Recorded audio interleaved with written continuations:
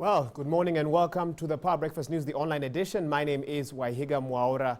Of course, for this, the second hour, and let's get started with the latest. And the three media houses embroiled in a row over digital migration appeared before members of parliament, where they explained their frustrations in the hands of the Communications Authority, despite their repeated assurance that they are not opposed to going digital. Now, members of the Energy and Communication Committee expressed concerns over delays in resolving the dispute that has seen Citizen TV, NTV, KTN and QTV remain off-air for nearly 2 weeks. Executive is unable to resolve the issue, maybe the House could step in. We hope they will. Having almost exhausted all avenues, Royal Media Services, Nation Media Group and the Standard Group, which have been off-air for almost 2 weeks now, were before the third arm of government to present their case on the current standoff between them and the Communication Authority over digital migration. Members of the Committee of Energy and Communication expressing concern over the continued blackout. You have many workers, manpower. Where are they now? Since the courts were unable to solve this problem, the executive has been unable to completely solve this problem. They are saying the House or Parliament, they rely on Parliament to give them an opportunity to watch their preferred channels. The President ordered us, the three media houses and the regulator, he gave us 2 days, go and agree on this and come back with a solution. But that's now 2 weeks ago and nothing has really happened. So that's where we are. The bone of contention, according to the three media houses, remains the fact that the government appears hell-bent to have them hand over their signal to foreign-owned Pang or government-controlled Signets. Did you switch yourselves off? Yes, we switched off our studios. They were telling us we keep our studios running to deliver the same signal, no difference, but to pay television. If we deliver it to pay television, we actually have killed ourselves because they will continue selling the content. They are not incurring costs. The study showed that 5 of their top most popular programs on their bouquet are from local programming. This is Wakina Papa Shiradura, Siju Winston, whatever. What is that telling you? That the ones that is actually giving them traction is the content where they are paying zero. These stations have been asking for time till the 30th of May to allow them to lay infrastructure for digital broadcasting, which includes importing transmitters and set-top boxes, which will also require time to distribute. What would be the charges be if you go to your own set of boxes? What will Kenyans, what exactly will you be charging for that? It depends very much, in fact, whether the government is going to give a waiver on the duties and VAT and all that kind of stuff. That's why the actual cost is a bit hazy at the moment. But we have made arrangements with Equity Bank. For anybody who is not able to raise the 3,000 bob or 2,500, they can go to any Equity branch throughout the country and get a loan of a 12 months period to pay pole so that everybody is there. And what about monthly charges? There will be no monthly charges. This is free to air. Once you buy that, you're done. South African government approved 40 billion shillings equivalent to buy set boxes to distribute to poor South Africans to be able to migrate to digital in 2016, not 2015, in 2016. And the boxes be bought and distributed by the government. The Americans actually did. If you go up how they migrated, they actually gave ordinary citizens 2 decoders, 2 set boxes, each free of charge. Put in a supermarket, you would pick vouchers for $40 each and you go and pick. So migration to digital is actually a bigger responsibility to the government. I heard CK talking about VEDA license. Have they issued you that license? We are not doing it directly ourselves. Through ADN, actually ADN, we negotiated with the Safaricom and we negotiated with the Equity Bank, whoever gives the best facility to be the main owner of that box. So we are only coming as broadcasters, but to facilitate where actually is the role of the government to be doing so. The Communications Authority has been criticized for rushing the migration process without considering the interests of Kenyans. UK, for instance, took 14 years to migrate the process. Here, our process, we are being told to migrate within months. What you have had being called smokers period. And that's what has happened in all analog translating to digital, is that you are given either a spare frequency to run a digital signal and parallel to the analog, so that you are able to transfer listeners. That means by pushing them to buy boxes and telling them, I'm going to switch off this analog that you are seeing, at this time, and you must buy this box at this time because you can only see television when you buy this box. So you translate slowly, but here, because it has been done the other way around, all we were asking the government is to allow analog to run until 30th May, initially 30th April, because we know these boxes will be here, the transmission for signal will be here. That's all we were asking for. Is it true that the three media houses are afraid of competition in the new digital environment? We're not afraid of competition. To be honest with you, Chairman, the only competition is between Nation, KTN, and Citizen. The rest is neither here nor there. Currently, we have 40 licensed television, and we want even more to come. 3 media houses here, but out there we compete like anything to build on viewership. And you build viewership on the basis that you have best programs on your TV or your radio. Why do the local investors have to struggle so much to get what we think would be an obvious thing for a local investor? And therefore, when people are coming out there, we are embracing them, and then, to the detriment of the people. That's what we cannot understand.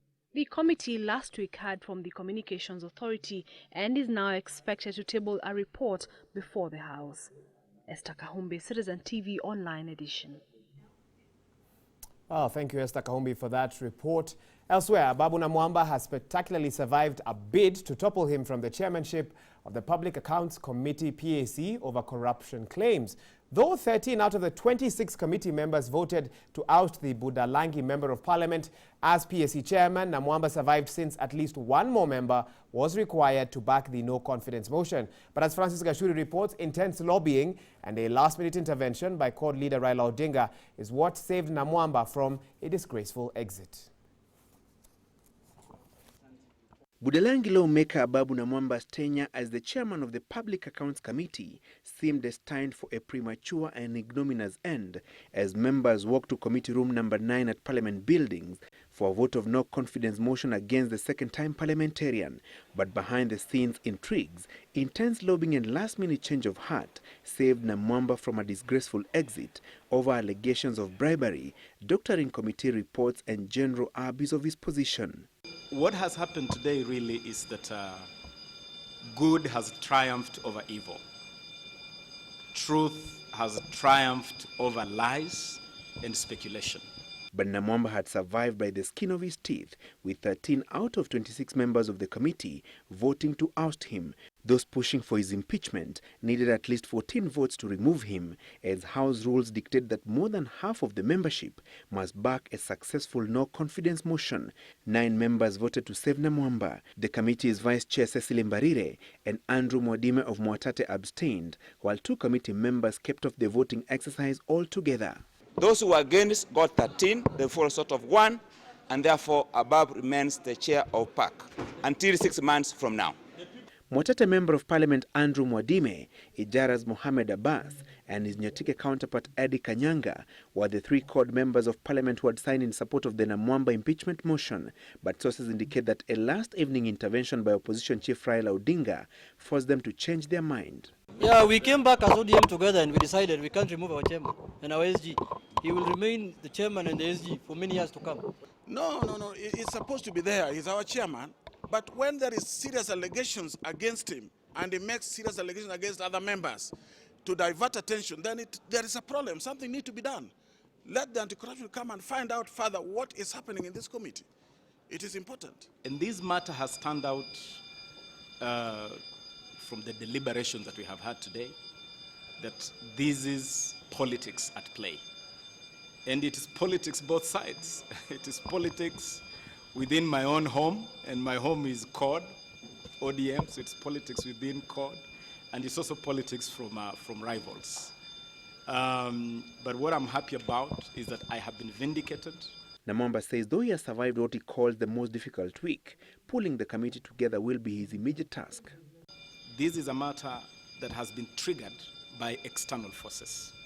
And those external forces are primarily political. And so if it's a matter triggered from outside, the committee can decide, make a collective decision that we will ignore these external forces and focus on the responsibilities before the committee. PSC has been probing major scandals, including the questionable procurement of biometric voter registration kits, corruption allegations in the judiciary and the office of the president, as well as scrutinizing reports of the Auditor General on public expenditure.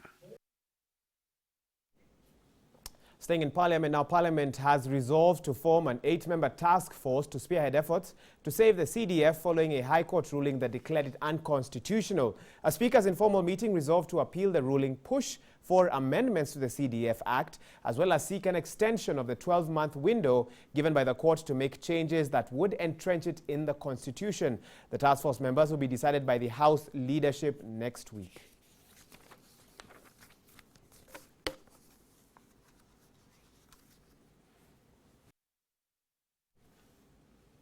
Meanwhile, a joint security committee of National and Senate Assemblies yesterday vetted President Uhuru Kenyatta's nominee for the position of the Inspector General of Police, Joseph Kipchirchir Boynet. Boynet has told the members of Parliament and senators that if appointed, he would use his academic qualifications in security management and diplomacy to reform the police service and fight graft. The intelligence officer intimated that he would lobby members of Parliament to amend the law to set clear command structures in the police service in response to a question by Parliamentary National Security Committee Chairman Asman Kamama. Nominated Senator Elizabeth Ongoro questioned the authenticity of Boynet's academic papers, but Kamama directed that the committee verifies the matter itself. The IG position fell vacant after David Kimayo resigned following pressure over his inability to contain insecurity. Now, the Cabinet Secretary for Interior, Joseph Kaisari, says the government will appeal the High Court's decision annulling 8 sections of the Security Laws Amendment Act. Kaisari has also announced plans to build a wall along Kenya's border with Somalia, which is expected to keep off Al-Shabaab militants. Speaking in Naivasha during the opening of the East African Police Chiefs Cooperation Organization, EAPCO, Kaisari accused the judiciary of being a stumbling block in the government's war against terror. The court threw out the sections following a petition by the opposition court, which argued that the law takes away key rights guaranteed by the Constitution. There's some space on the other end. The decision the court took to outlaw the clauses in the Law Act was wrong, so to speak, and I think the government is going to appeal because fighting crime, especially terrorism, it requires the country really to put its foot forward. So I appeal to the AG to appeal the decision of the court, especially entering of Kenya from Somalia, especially in Mandera, is a critical issue. Last night we lost one individual because of that. People came and shoot people and then they disappeared. So I think it's a right decision the government has taken. Now, on a rather sad note, 4 people have died and 6 others have been critically injured after a fire razed their houses at Gatwekera in Kibera slum, Nairobi. According to residents, the fire started at around midnight and was caused by a paraffin stove that exploded, burning a mattress in one of the houses before the fire spread. The bodies of a mother and her child were taken to the Nairobi City mortuary and the injured were rushed to the Kenyatta National Hospital. Residents are now calling on the national government to enhance the emergency response capacity of relevant agencies as firefighters did not respond to their distress calls on time. Belinda alisatoka na bwana yake vizuri sana. Ati alirudi kuchukua manguo. Nikauliza nguo.